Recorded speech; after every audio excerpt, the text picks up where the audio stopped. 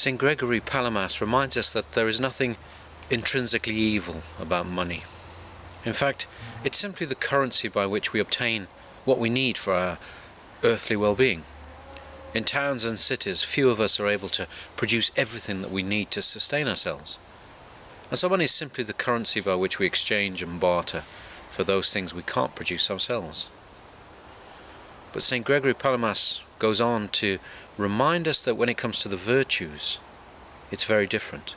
Though when it comes to our material well-being, few of us can produce everything we need. When it comes to the virtues, God expects us to produce every virtue. Each of us must allow every virtue to grow within us: forgiveness, love, compassion, patience.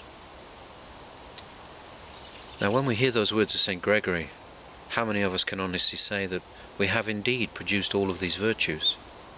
It's a frightening thought.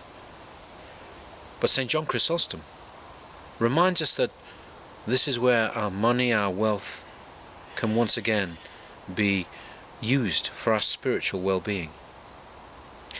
St. John says, if we use all the material things that God has given us purely for our own selfish ends, for our own well-being, then we've exhausted the possible blessings that we could have received from them here in this world. But if we use our wealth, our riches, to help the poor, the needy, if we are generous, if we act out of love with our material wealth, then St. John says we exchange what is ultimately worthless, material wealth.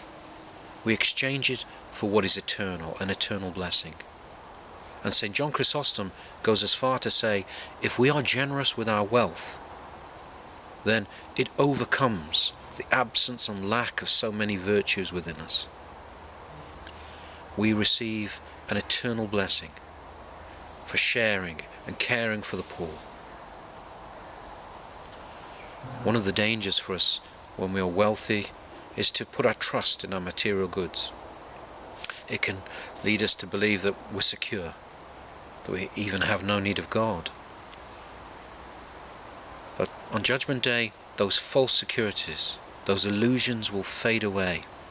We will discover at the heart of us is an absolute need of God, an absolute trust, an absolute dependence on everything that He gives and sustains. So let's not be misled. Let's not be fooled by the material wealth that we feel we have.